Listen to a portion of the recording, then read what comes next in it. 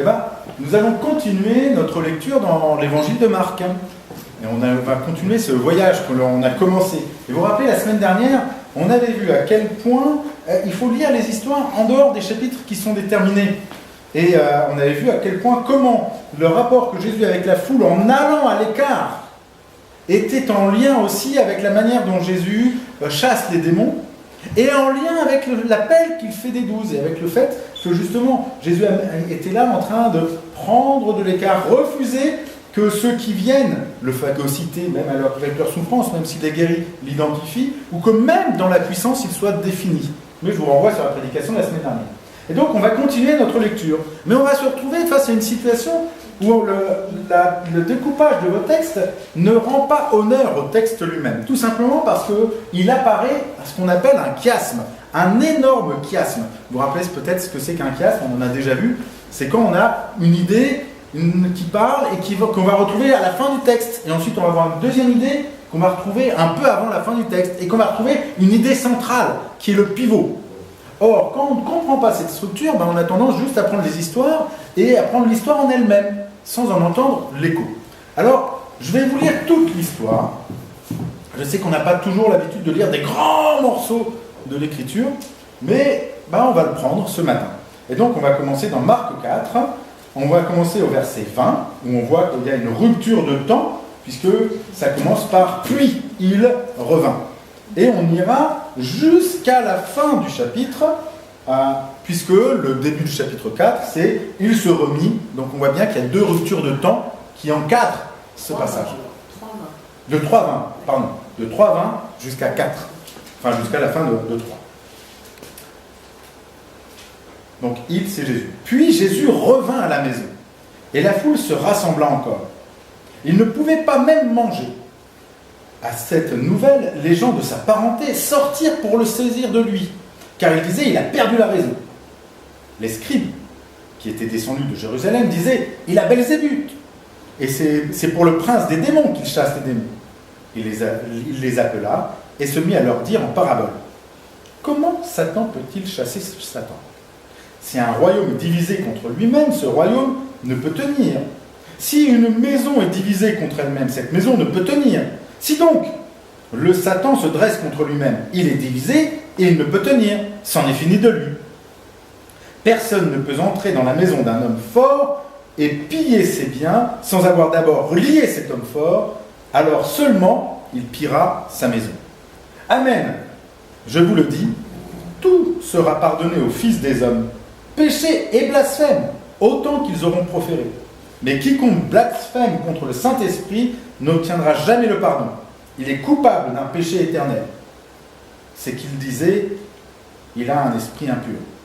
Sa mère et ses frères arrivèrent, se tenant dehors, et il le fit rappeler. La foule était assise autour de lui, et on lui dit, ta mère et tes frères et tes sœurs sont dehors, et ils te cherchent. Il répondit, ma mère et mes frères, qui est-ce ? Puis, promenant ses regards sur ceux qui étaient assis autour de lui, il dit « Voici ma mère et mes frères. En effet, quiconque fait la volonté de Dieu, celui-là est mon frère, ma sœur et ma mère. » Ici s'arrête la lecture de l'Écriture. Est-ce que vous avez vu la dynamique qui apparaît dans le texte et qui nous montre que ce texte est un tout ? Regardez comment le texte commence. Le texte, Jésus, il est accaparé par la foule dont on a parlé juste avant, sauf que là, il ne peut plus prendre de l'écart, il n'a pas la mer pour aller à l'écart. Alors on nous dit qu'il ne pouvait même plus manger. Alors qu'est-ce qui se passe ? À cette nouvelle, les gens de sa parenté sortirent de chez eux, car ils disaient il a perdu la raison. Et qu'est-ce qu'on trouve à la fin de ce texte ? Sa mère et ses frères arrivèrent. Vous voyez la logique ? C'est la même histoire. Vous voyez que l'on est dans la même histoire. On a tout à coup les gens de la parenté de Jésus qui disent il a un besoin. On est plein de bienveillance pour lui. On s'inquiète pour lui. Lequel d'entre nous ne s'inquiéterait pas si tout à coup on voit quelqu'un qui est tellement accaparé par son travail qu'il en oublie de dormir, qu'il en oublie de manger, qu'il en oublie de prendre soin de lui ? Le premier réflexe que l'on aurait normalement, si on est des gens bienveillants à son égard, ça serait quoi ? Ça serait d'aller le voir. Ça serait de voir comment on peut le décharger, ou en tout cas de le faire manger, de lui faire prendre raison. Le premier réflexe de quelqu'un de bienveillant à l'égard de quelqu'un d'autre, quand il voit que cette personne manque à prendre soin de lui-même, c'est d'essayer de l'amener à prendre soin de lui, pour pas que la personne s'autodétruise. Et donc vous voyez que la première dynamique que l'on voit au début du texte et à la fin du texte, c'est pour ça que je vous parlais du chiasme, c'est qu'on a la famille, et d'ailleurs c'est pas la famille qui est mise au début, qui est plein de bienveillance. Et cette famille, elle va arriver pour voir Jésus. Et on va avoir la réponse de Jésus à cette famille. Et vous avez vu, la réponse de Jésus, elle est dure. Elle est violente. Parce qu'à la limite, si la famille de Jésus était venue pour le contrôler, parce que ça le gênait ce qu'il fait, si les frères et sœurs de Jésus, Marie, étaient venus pour lui dire « Arrête de faire ce que tu fais, tu nous mets la honte. Arrête de faire ce que tu fais, parce que là, ce n'est pas des gens de bonnes conditions sociales, ou bien c'est des gens qui ne sont pas comme nous. Ou bien arrête de faire ce que tu fais, parce que ce sont des migrants, et que la loi interdit de s'occuper des migrants. Et qu'on ne voudrait pas que tu ailles en prison parce que tu t'occupes de ce que la loi interdit de faire. » On comprendrait, à la limite, que Jésus s'oppose à eux. Mais là, ce n'est pas du tout le cas. Pourquoi les gens viennent? Pourquoi sa famille vient? Parce qu'ils entendent que Jésus ne prend pas soin de lui, qu'il ne mange même plus. C'est-à-dire que nous avons des gens pleins de bienveillance, ses frères, ses sœurs, sa mère, pleins de bienveillance, qui viennent à lui. Et qui viennent à lui, pourquoi? Pour, entre guillemets, le sauver. On n'a pas besoin de sauver Jésus. Mais qui viennent à lui, tout simplement, avec leur bienveillance, et sans plus que leur bienveillance. Et qui viennent en disant, arrête. Et là, Jésus, il a une réponse, ici. Cette réponse, c'est vous n'êtes pas, c'est pas vous, ma famille. Ou plutôt, c'est pas exactement ce qu'il leur dit.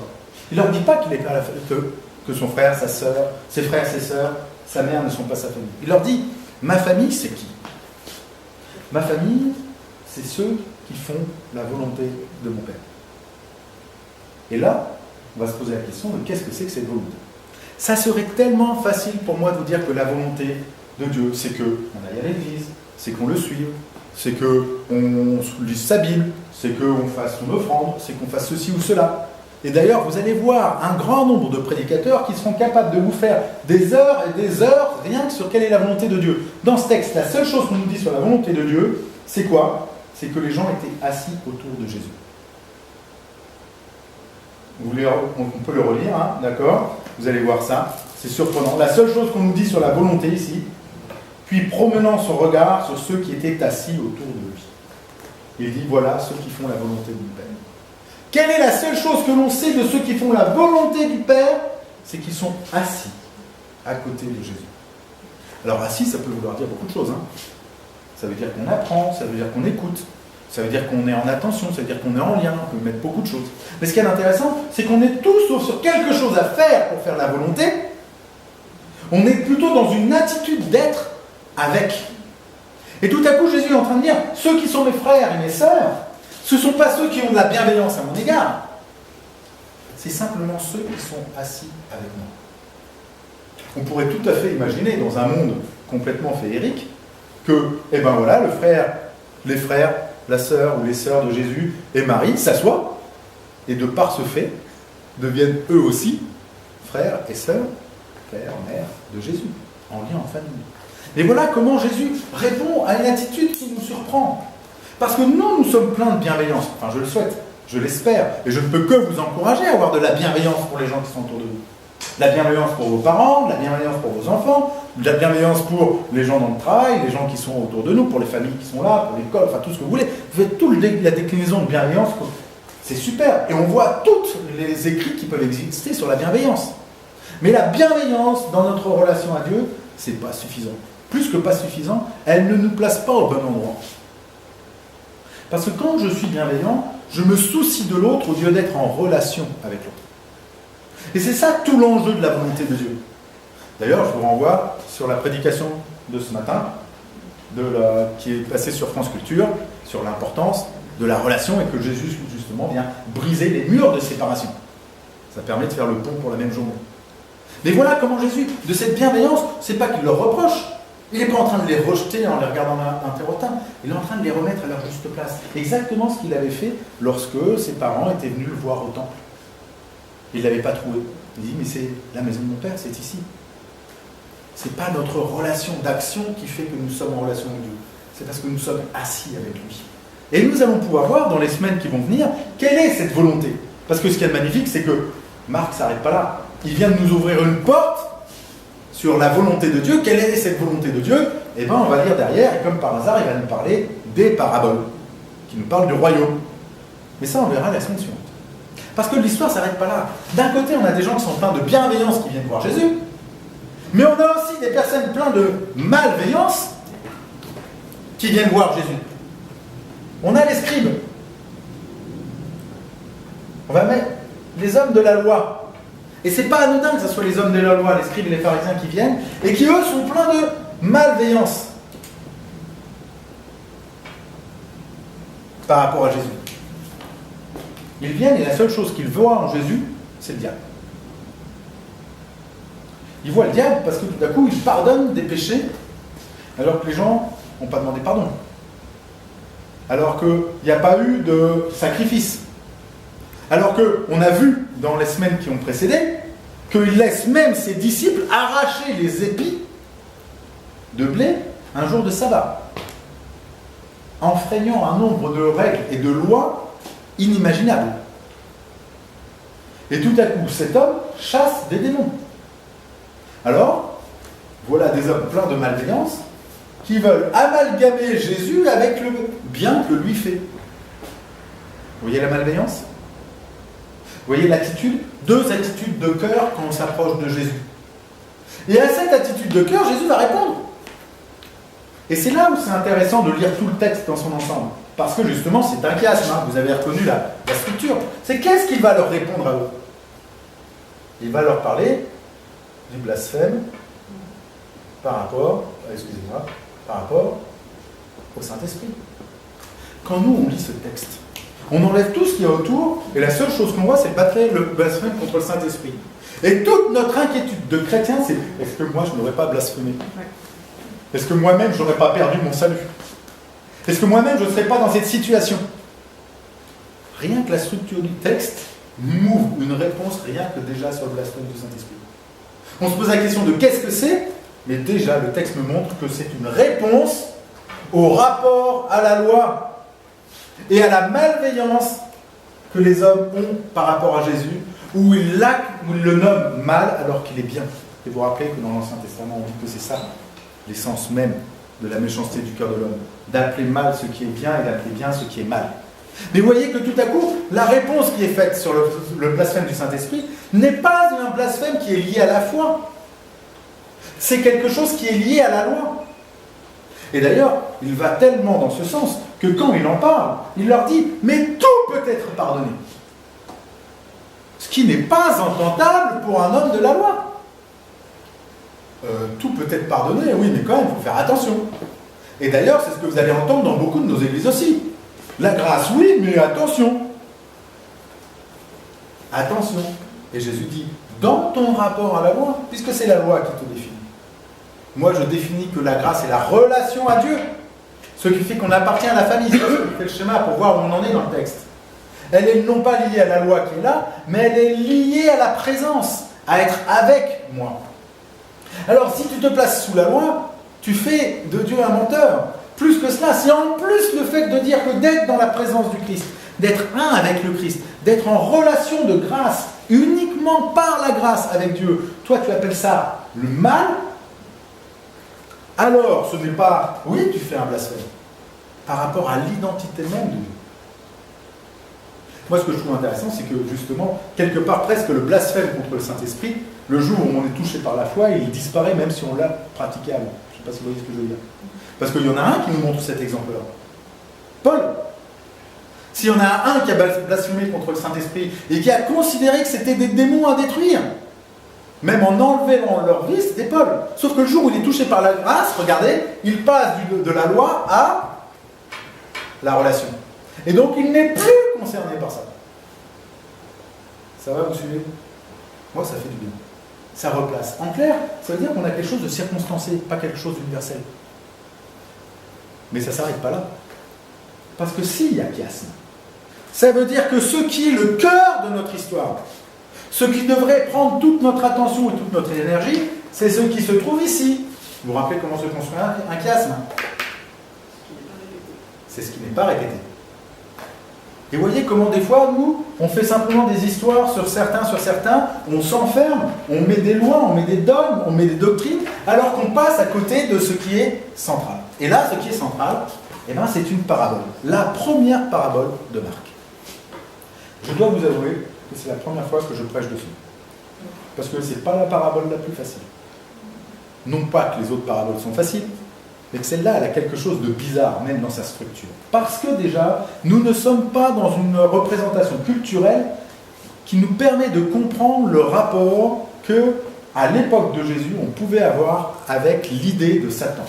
Et même encore aujourd'hui, les recherches que l'on a et la connaissance que l'on a du monde de Jésus ne nous permet pas de comprendre exactement quel était le rapport que les pharisiens, que les scribes, que les juifs avaient par rapport à l'idée de Satan de l'époque. On a quelques éléments, comme dans l'Ancien Testament avec Lévitique 17, avec plein d'autres choses, qui fait que tout à coup on est face à un texte dans lequel on a du mal à s'enculturer, à comprendre comment cette parabole peut prendre corps. Et donc on ne peut la travailler qu'avec la représentation que l'on se fait d'aujourd'hui.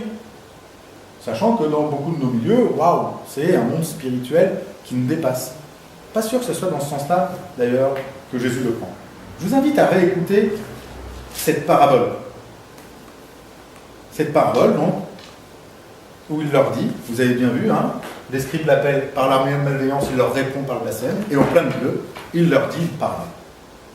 Il leur dit à cette parole, Satan peut-il chasser Satan? Si un royaume est divisé contre lui-même, ce royaume ne peut tenir. Si une maison est divisée contre elle-même, cette maison ne peut tenir. Si donc Satan se dresse contre lui-même, il est divisé et il ne peut tenir. C'en est fini de lui. Je vais faire une petite pause ici. Quand Jésus dit ça, il est tout simplement en train de prendre à leur propre jeu, dans son discours, le discours des pharisiens. C'est ce que vous voyez le plus dans les commentaires que vous pouvez lire. Vous m'accusez d'être Satan et de chasser Satan. C'est pas possible. Par définition. Parce que je ne vais pas me détruire. Donc jusque-là, on a la mise en place de la parabole où il explique avec la compréhension de ce qu'on a de Satan et du monde spirituel de l'époque que, en réalité, leur argumentaire ne tient pas. Mais je vous rappelle que dans une parabole, ce qui est la pointe de la parabole, donc on va dire la pointe de la pointe, c'est ce qui nous choque. Jusque-là, rien de choquant. On voit ça dans nos familles, vous le voyez. Quand tout à coup, même dans une équipe de foot ou dans une équipe de n'importe quoi, quand vous avez un joueur qui joue contre son équipe, l'équipe ne peut pas gagner. Regardez l'équipe de France au rugby. On n'a pas perdu parce qu'ils étaient meilleurs que nous, les Gallois. Au sens propre du terme. Et tout à coup, les Français n'étaient pas réalistes. On a la balle après une reprise de jeu. Et le gars, il a la balle et il fait une passe avant.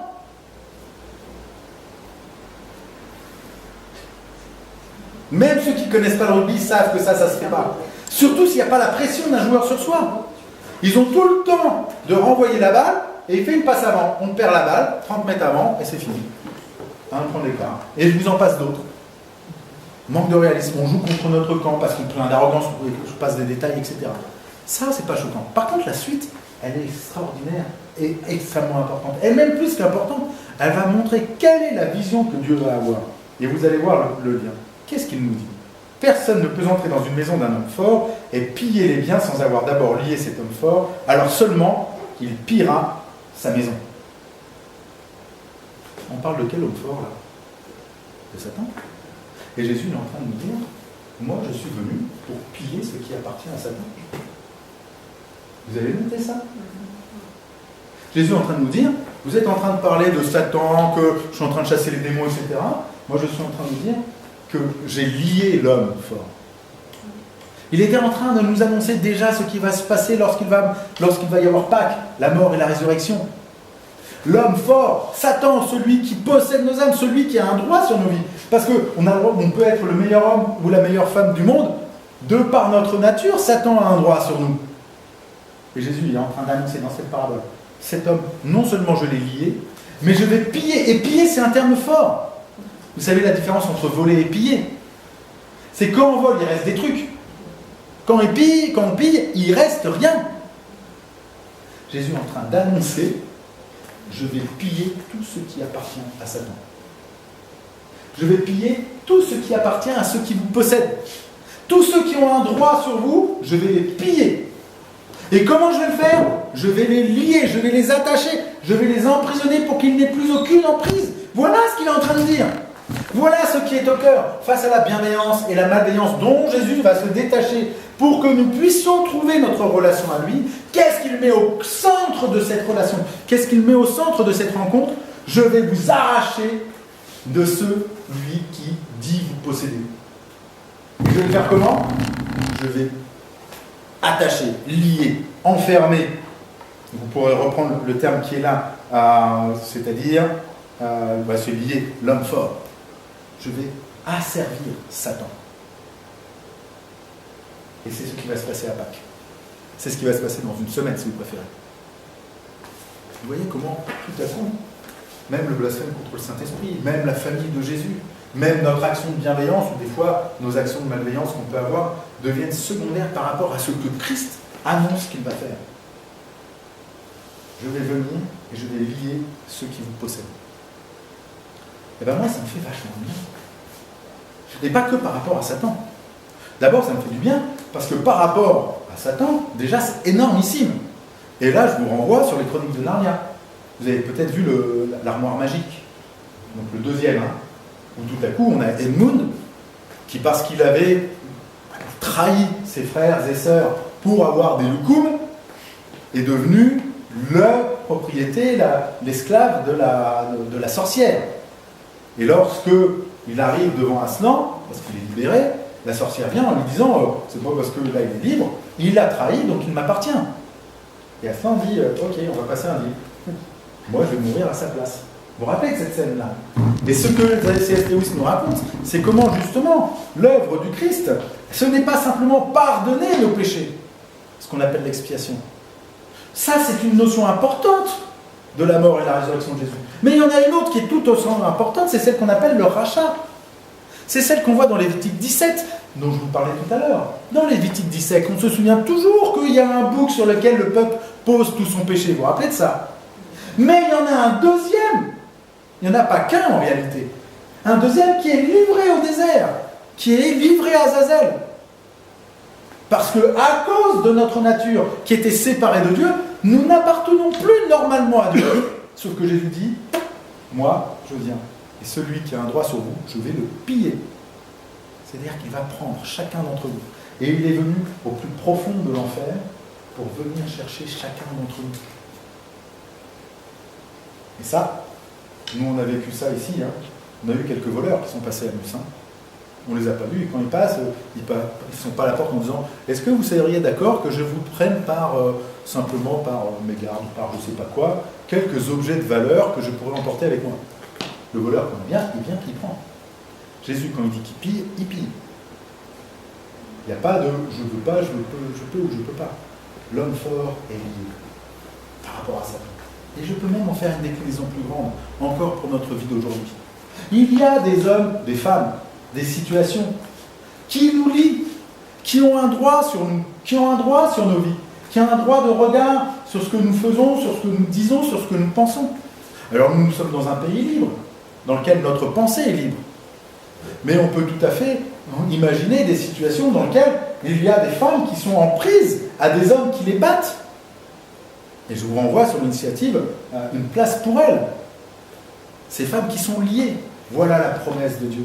Voilà la promesse du Christ pour ces femmes. Moi, je vais venir et je vais lier l'homme fort. Je vais te plier, c'est-à-dire je vais t'arracher de celui qui fait de toi sa propriété. Je vais t'amener dans une autre relation, celle d'être en relation avec moi, assis avec moi. Je trouve ce Jésus-Christ extraordinaire. Et cette parabole, tout à coup, avant elle me faisait peur parce qu'on parlait de Satan. Elle me faisait peur parce qu'après on parlait du péché et du blasphème contre le Saint-Esprit.